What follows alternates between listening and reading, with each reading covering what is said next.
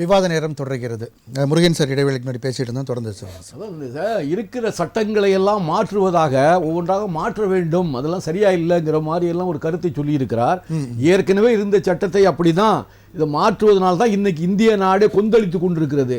அவர்களுக்கு வேண்டியவர்களை தேர்தல் கமிஷனராக போட்டு அவர் என்ன சொல்லுகிறார்களோ அதெல்லாம் செயல்படுத்துகின்ற ஒரு மனிதராக அவர் இருப்பதனால்தான் இன்றைக்கு வாக்கில் சேர்ப்பதிலோ நீக்குவதிலோ பதிவு செய்ததிலோ பலவிதமான குழப்பங்கள் ஏற்பட்டு இந்தியா முழுவதும் இன்றைக்கு போராட்ட களமாக இருப்பதற்கு காரணமே அவர்கள் கொண்டு வந்த திருத்தம் தான். இன்னொன்று, உச்ச நீதிமன்றத்துக்கு நீதிபதிகளை நியமிப்பதற்கு கொலிஜியம் என்ற ஒரு அமைப்பு இருக்கு ஏற்கனவே ரொம்ப நாளா. அந்த கொலிஜியத்தை எடுத்து விட்டு இவர்கள் பார்த்து யாரை வேணாலும் உச்ச நீதிபதியா போடலாம்னு ஒரு முயற்சி நடந்தது. ஆனால் உச்ச நீதிமன்ற நீதிபதிகள் ஒரு 5 பேர் வெளியில உட்கார்ந்து நிருபர்களை கூட்டி அதை கண்டித்து பெரிய பேட்டியை கொடுத்தார்கள். இதெல்லாம் ரொம்ப இந்த நாட்டை சீர்குலைக்கக்கூடிய விஷயமாக இருக்கிறது. இந்திய நாட்டு அரசு எடுக்கிற இந்த முடிவெல்லாம் எங்களால் ஏற்றுக்கொள்ள முடியாதுன்னு சொல்லி கடுமையான கண்டனத்தை தெரிவித்ததனால் அந்த கொலிஜியம் என்ற அமைப்பு அப்படியே கொஞ்சம் இருந்துகிட்டு இருக்கு. இல்லைன்னா நேரம் தூக்கி இருப்பாங்க. இப்போ அதெல்லாம் நீக்கிறதுக்கு அவங்க முயற்சி பண்ணுவாங்க. அடுத்தபடியாக என்ன சொல்லுவாங்க, இந்த நாட்டில் இடஒதுக்கீடே இருக்கக்கூடாதும்பாங்க. இடஒதுக்கீடு ஒரு குறிப்பிட்ட காலத்துக்கான இருக்கணும். இப்ப 70 வருஷம் ஆச்சு, இனிமே இடஒதுக்கீடு இருக்கக்கூடாது.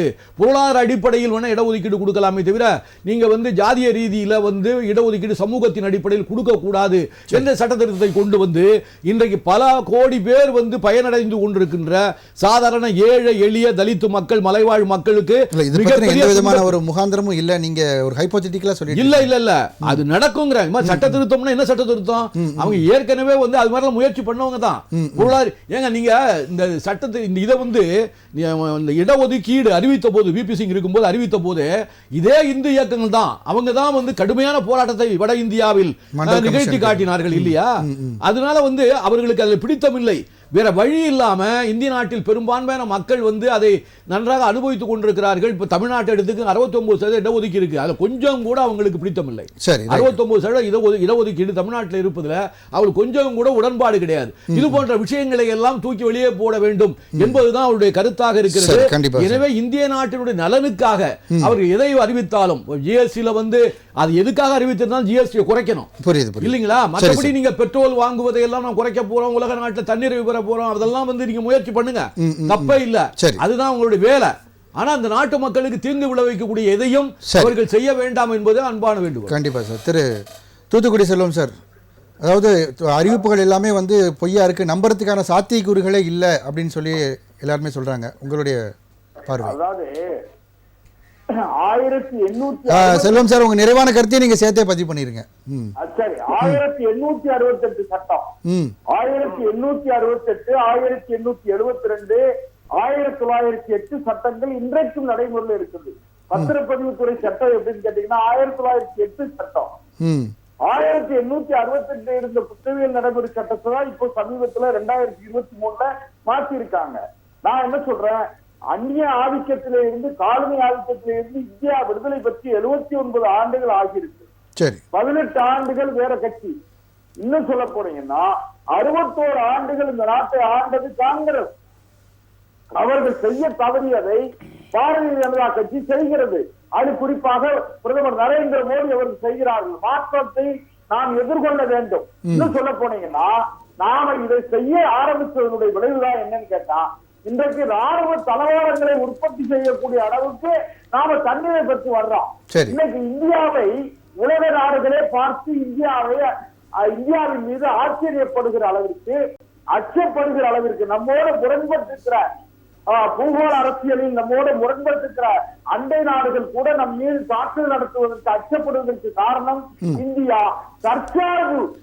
சார், மாநிலங்கள் ஒரு நிதி பகிர்வு பெறணும்னா போராட்டம் நடத்த வேண்டியிருக்குன்னு முதலமைச்சர் சொல்லியிருக்காரு இல்லையா, தமிழக முதலமைச்சர்? நான் இன்னும் கேளுங்க. முதலமைச்சர் அவர்கள் கடைசி காலத்துல இப்போ என்னுடைய நண்பர் முரளி கூட சொன்னாங்க, இந்த 4 வருஷம் என்ன பண்ணாரு, 10 வருஷம் என்ன பண்ணாரு. 4 வருஷம் நீங்க என்ன பண்ணீங்க இந்த ஆட்சியில?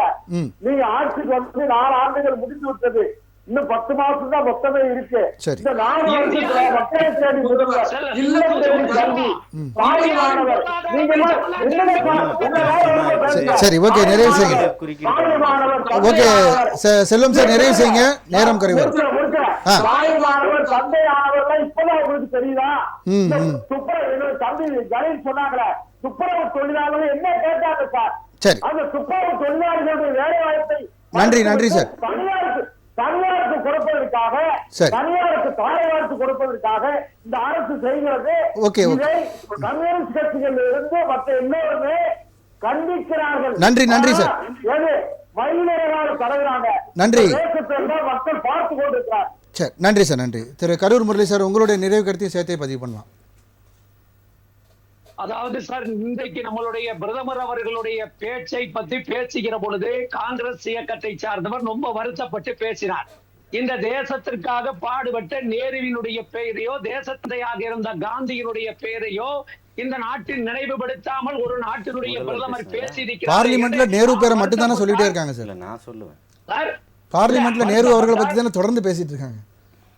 நேருவை பற்றி விமர்சனம் செய்து கொண்டுதான் இருக்கிறார்களே தவிர இந்த சுதந்திர தின விழாவிலே பேசுகிற பொழுது என்ன செய்திருக்க வேண்டாம். சார் நிறைவு சார், இந்த மற்றவர்களுடைய கருத்து கேட்கணும். இந்த தேசத்துக்காக பாடுபட்டவர் தேசத்தந்தை காந்திக்கு நன்றி என்று சொல்லி இருக்க வேண்டாம். அதை விட்டுவிட்டு RSS இயக்கத்தை பற்றி பேசுகிறார். RSS இயக்கம் இந்த நாட்டுக்கு விடுதலை பெற்று தந்ததை பேசுகிறார். அப்படி என்று சொன்னால் இல்ல இப்போ அது இல்ல இப்போ பிரதமர் மோடி அவர்கள் அறிவித்தது எலெக்ஷன் சார் கொஞ்சம் அமைதியா இருங்க. எலெக்ஷனுக்காக அப்படின்னு சொன்னா இப்போ முதலமைச்சர் அவர்களுடைய அறிவிப்புகளும் அது மாதிரி தான் பார்க்கப்படும் அப்படின்னு சொல்றாங்க ஜலீல் அவர்கள். சார் நான் என்ன சொல்றேன்னா சார், நான் இப்ப என்ன சொல்றேன் உங்ககிட்ட தெளிவா நான் சொல்றேன். எங்கள் முதலமைச்சர் சொன்னதை நிறைவேற்றியிருக்கிறார். நாட்டுடைய பிரதமர் நரேந்திர மோடி சொன்னதை நிறைவேற்றியிருக்கிறாரா? சரி, நாங்கள் 1000 சொன்னோம். நன்றி சார். நான் அரங்கில நிறைவு கருத்து கேட்க வேண்டியிருக்கு. அக்கௌண்ட்ல போறேன்னு சொன்னாரே. நன்றி சார். நன்றி. சரி சார், ரெண்டு பேருக்குமே நன்றி. கடலுக்கு பிரச்சனை வந்துடும். திமுக காரணம் வேணா இதை வேணா விமர்சனம் பண்ணலாம். என்ன சார் விவசாயத்தினுடைய உற்பத்தியை 2 மடங்காக உயர்த்துவோம். விவசாயிகளுடைய வருமானத்தை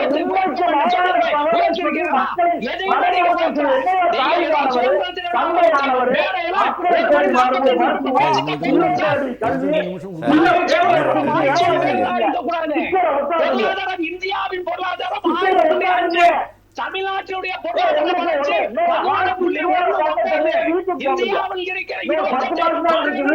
யாருக்கும் எதுவும் புரியாது. நீங்க ரெண்டு பேரும் பேசினா புரியாது சார்.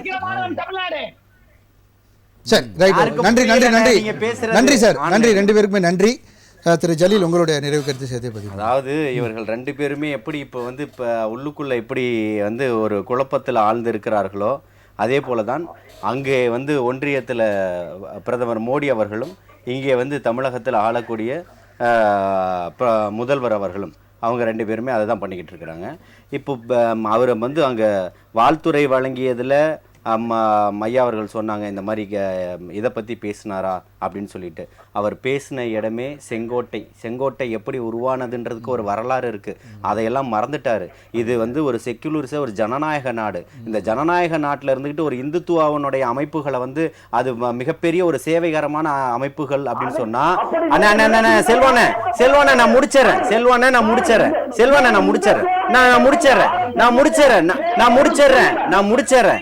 நான் முடிச்சிடுறேன். தமிழகத்துல எத்தனையோ இயற்கை பேரிடர்கள் வந்திருக்கு, மிகப்பெரிய அழிவுகள் நடந்திருக்குது. ஆனால் ஒன்றிய முழுக்க எத்தனையோ கேரளால நடந்திருக்கு, எல்லா இடங்கள்லயுமே நடந்திருக்கு. கொரோனா காலகட்டமா இருக்கும். RSS யாரையுமே யாரும் பார்த்திருக்க முடியாது. எத்தனையோ கிறிஸ்தவ இந்துக்கள் சகோதரர்கள் எல்லாருமே இருந்திருக்கிறாங்க. நாம இந்துக்களை சொல்ல வரல. RSS நிறைய இடங்கள்ல சேவைகள் அதுதான் சொல்றேன். அவர்கள் அப்படி ஒரு கட்டமைப்பை உலகம் ஃபுல்லா நாங்க இந்தியா முழுக்க இதெல்லாம் செஞ்சுக்கிட்டு இருக்கோம் அப்படின்ற மாதிரியும் மற்ற யாருமே வராத போன்றோம். அவருக்கு ஒரு தனிப்பட்ட புகழாரமே அப்படின்றது இந்த ஜனநாயக நாட்டுல இந்த மோடி அவர்கள் அந்த இடத்துல புகழ்ந்தது தவறா? இது ஒரு ஜனநாயக நாட்டினுடைய முதல்வர் பிரதமர் காங்கிரஸ்ல சேர்ந்தவர் பேசும்போதே வந்த ஒரு இயக்கம் 100 ஆண்டுகள் ஆகியிருக்கு, அதை ஒட்டி ஒரு வாழ்த்து தெரிவிக்கிறார். இதுல என்ன தவறு இடம் இது இல்ல. நான் என்ன சொல்றேன், அததான் சொல்றேன். அது RSS 100வது ஆண்டு விழாவுல போய் பேசினார் இல்லையா, அதுல பேசுங்க நீங்க எதை வேணாம். அதுக்கு நீங்க போனதுமே நிறைய சர்ச்சைக்குள்ளான கருத்துக்கள் எல்லாமே வந்தது. அப்படி இருக்கும்போது ஒரு சுதந்திர விழா மேடையில நீங்க பேசக்கூடிய ஒரு அமைப்பு இல்லையா RSSன்றது ஒன்னு தடை செய்ய நீங்க எப்படி தடை செய்வீங்க? இந்த மகாத்மாவை சுட்டு கொன்னது யாரு? மறுப்பாங்க. இன்னைக்கு இங்க இல்ல, அன்னைக்கு அங்க இருந்தாரு அப்படின்றது எல்லாமே அது போகும். அது தனி விவாதம். இப்போ பிரதமர் அவர்கள் எடுத்துக்கிட்டு வந்திருக்கக்கூடிய திட்டம் என்பது முத்து படத்துல தீபாவளி பரிசு காத்திருக்கு, நான் ராத்திரி தோட்டத்துக்கு வரவும் அப்படின்றது போல ராத்திரி எல்லாருமே தோட்டத்துக்கு வருவாங்க, தீபாவளி பரிசு எல்லாத்துக்குமே கிடைக்கும். அதே போல ஒருத்தர் ஏமாத்தி கொள்ளக்கூடிய விஷயம் மட்டும்தான் இருக்கும். அவர் எப்படி 1 லட்சம் கோடியில் இந்த இளைஞர்களுக்கு வேலை வாய்ப்புன்னு சொன்னாரோ, தேர்தலை மனசுல வச்சு சொன்னாருன்னு சொல்லி நம்ம கரூர் முரளி சகோதரர் சொன்னார் பார்த்தீங்களா, அவருக்கு சொல்றேன், அதே போல்தான் தாயுமானவன் திட்டமும் இங்க இருக்கக்கூடிய தூய்மை பணியாளர்கள் திட்டமும் விவசாயிகளை பத்தி இவர் தலைமையில் ஒரு பெரிய பேரணியில நடைபெற்றது, நீங்க பார்த்திருப்பீங்களா? இல்ல பெரிய இல்ல 200 பேரை சேகர் பாபு அவர்கள் மீது கடுமையான விமர்சனங்களை வச்சுட்டாங்க. அத்தனை பேருமே நீங்க பேச வரல, கட்ட பஞ்சாயத்து தான் நடத்திக்கிட்டு இருக்கீங்கன்னு. அதனால 200 பேரை பிளக் கார்டு ஏந்தி கூட்டு போறாராம். நான் தான் கூட்டு போறேன், பாத்துக்கங்க, நான் தான் பாத்துக்கிறேன். இருங்க நான் சொல்லிடுறேன், குறுக்கிடல இல்ல. அதை வந்து பிளக் கார்டை ஏந்திக்கிட்டு ரோடு முழுக்க போய் எங்களுக்கு சாப்பாடு போடுறாங்க, இன்னைக்கு உங்களுக்கு எங்களுக்கு சாப்பாடு போடுறாங்கன்னு. இதையெல்லாம் பார்ப்பதற்கு இந்த முதல்வருக்கு நேரம் இல்ல. விவசாயிகளை பத்தி இவர் கவலைப்படுறாருன்னு சொன்னாருங்களா, இப்ப 2 மாசத்துக்கு முன்னாடி 1.5 மாசத்துக்கு முன்னாடி மழைக்காலமா இருந்தது இல்லையா, நெற்பயிர்கள் முளைத்து விட்டது, அதை கொள்முதல் பண்றதுக்கு உடனடியா சொல்லுங்கன்னு சொல்லி விவசாயிகள் போராட்டம் நடத்தினாங்க. இப்ப இருக்கக்கூடிய போராட்டம் தூய்மை பணியாளர்கள் போராட்டம் முழுக்க கம்யூனிஸ்டுகாரர்கள் நடத்தக்கூடியது. இவர்கள் கூட்டணியில மிகப்பெரிய குழப்பங்கள் இன்னைக்கு ஏற்பட்டுக்கிட்டு இருக்கு. அதனால நாட்டு மக்களுக்கு தவறான செய்திகளை கொண்டு போகணும், இருக்கக்கூடிய பிரச்சனைகளை வந்து இவர்கள் வேறு விதமா மடைமாற்றம் செய்யணும், இருக்கக்கூடிய பிரச்சனைகள் தோழமை கட்சிகள் எல்லாம் ஒழுங்கா இருக்குதுன்ற போல ஒரு கட்டமைப்பை காட்டணும் அப்படின்றதுக்காக இந்த தாயுமானவன் திட்டம், தூய்மை பணியாளர்களுக்கு உணவு திட்டம் மக்களை தொடர்ச்சியாக ஏமாற்றும் விதமான ஒரு திட்டமா பார்த்துக்கிட்டு. நன்றி சார். உங்களுடைய நிறைவு. பிரதமர் மோடி அவர்கள் இன்றைக்கு பேசும்பொழுது விவசாயிகளை எந்த காரணத்தை கொண்டு கைவிட மாட்டோம், அவர் கூட உணவுகள் தயாரிப்போம் அப்படின்னு சொல்றாரு. ஆனா இதே மோடி தான் அவர் வந்து விவசாயிகள் தங்கள் கோரிக்கையை வைத்து ஹரியானா, பஞ்சாப் போன்ற விவசாய நாடுகள், அதெல்லாம் விவசாய மாநிலங்கள், அவங்களெல்லாம் லட்சக்கணக்கான விவசாயிகள் திரண்டு வந்து டெல்லியை நோக்கி போகும்போது 458 பேரை வந்து கொன்றவர்களும் அவர்கள் தான். அப்ப எங்க விவசாயிகளுக்கு எங்க உடன்பாடா இருக்கிறாங்க? ஒண்ணு, தமிழ்நாட்டுல எஸ்எஸ்ஐ திட்டம் மூலமாக ஒரு 1052 கோடிங்க, ஒண்ணு பெரிய அமௌண்ட் இல்லைங்க, 1052 கோடி. இதை வந்து சட்டப்படி நமக்கு கொடுக்க வேண்டியது. நீங்கள் வந்து பிரதமருடைய அந்த சிஸ்டத்துல வந்து நீ ஏத்துக்கல, நீங்க ஏற்கனவே அங்கீகரிக்கப்பட்ட எஸ்எஸ்ஐ திட்டத்துல 1052 கோடி கொடுக்கறதுல உங்களுக்கு என்ன பெரிய கஷ்டம்? அதுக்கு தமிழ்நாடு முதலமைச்சர் இங்க இருந்து சுப்ரீம் கோர்ட்டுக்கு வழக்காட போகின்றிருக்கு. இது முறையா? இது ஒரு இந்திய நாட்டு அரசாங்கமும் தமிழ்நாடு அரசாங்கம் ஒருங்கிணைந்து செயல்பட்டாதான் நீங்க மக்களுக்கு நல்ல பல திட்டங்களை கொடுக்க முடியும். ஒவ்வொன்றுக்கும் நம்ம சுப்ரீம் கோர்ட்ல போய் தான் வாதாடணும்னா அது வந்து சாத்தியப்பட ஒன்றா? எனவே இது போன்ற நிலைகளை இவர்கள் மாற்றிக்கொள்ள வேண்டும். எல்லோரும் யார் பிரதமராக இருந்தாலும் யார் முதலமைச்சராக இருந்தாலும் ஒருங்கிணைந்து செயல்படுகிற அந்த குணம் நமக்கு வேண்டும். மத்திய அரசை எப்படி மக்கள் தேர்ந்தெடுத்ததாக நீங்க சொல்றீங்களோ அது மாதிரி மாநில அரசையும் மக்கள் தேர்ந்தெடுத்திருக்கு. அந்த மாநில அரசுக்கு கொடுக்கக்கூடிய மரியாதையை நீங்கள் கொடுக்க வேண்டும். ஒவ்வொருத்தையும் போய் நான் சுப்ரீம் கோர்ட்ல போய் வாதம் பண்ணி தான் நான் வெற்றி பெற்று வர வேண்டும் என்றால் இது சாத்தியமான ஒன்றா இந்த ஜனநாயக நாட்டில் என்பதை எண்ணி பார்க்க வேண்டும். கண்டிப்பா சார். நன்றி சார். செல்வம் சார், நீங்க சொல்ல வந்தீங்க, அதை மட்டும் சொல்லி முடிங்க சார், நிறைவு செய்யுங்க.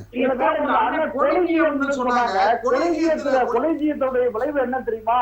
ஒரு நீதிபதி, ஏற்கனவே இருக்கிற நீதிபதி அவருடைய பையன் நீதிபதி ஆயிடுறாரு.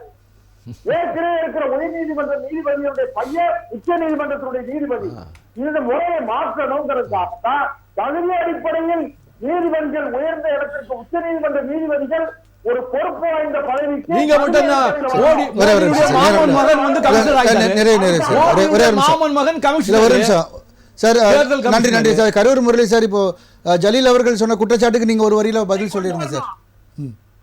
இல்ல, அதாவது தாய்மானவர் திட்டம் இது போன்ற பல திட்டங்களும் தேர்தலுக்காகத்தான் ஜலீல் அவர்கள் குற்றச்சாட்டு வச்சாங்க, அதுக்கு ஒரு வரியில நீங்க ஆன்சர் பண்ணுங்க. திட்டமாக இருந்தாலும், நலம் காக்கும் ஸ்டாலின் திட்டமாக இருந்தாலும், உங்களுடன் ஸ்டாலினாக இருந்தாலும் மக்களுடைய பிரச்சனைகளை தீர்வு காண்பதற்காக கொண்டு வரப்பட்ட திட்டம் நோய் எதுவாக இருந்தாலும் அதற்கு மருந்தாக இருக்கக்கூடிய திட்டத்தை அவர்கள் விமர்சிப்பதிலே அவர்களுக்கு அர்த்தம் உண்டு. கலில் போன்றவர்கள் திமுக விமர்சிக்க கூடாது. ஏனென்றால் போராட்டம் செய்யக்கூடியவர்களை போய் தான் தலைவர்கள் பார்த்த வரலாறு தமிழ்நாட்டு உண்டு. ஆனால் போராடுகிறவர்களை வீட்டிலே பனையூர் பங்களாவிற்கு வர சொல்லி பார்த்த வரலாறு உங்களுக்கு தான் உண்டு. ஆகவே மக்களுக்கு சினிமா பார்க்க போறதுக்கு உங்களுக்கு நேரம் இருக்கு. போராடக்கூடியவர்கள் மக்களை பார்க்காத இந்த பாசிசவாதத்தினுடைய முதல்வர் போல ஒரு திராவிட கட்சியினுடைய முதல்வர் நடந்துக்கிறது மிக மிக கேவலமான ஒரு செயல். பிரதமர் சொல்லி இருக்கிறார், அரசியல் சாசன சட்டத்தை இயற்றி தந்தவர்களுக்கு ஒரு சல்யூட் என்று சொல்லி இருக்கிறார். நன்றி சார்.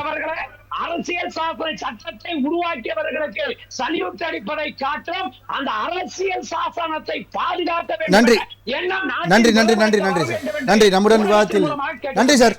நம்முடன் விவாதத்தில் பங்கு பெற்ற விருந்தினர்கள் அனைவருக்கும் நன்றி. மீண்டும் ஒரு விவாத நேரம் நிகழ்ச்சியில் சந்திப்போம் நேயர்களே. நன்றி, வணக்கம்.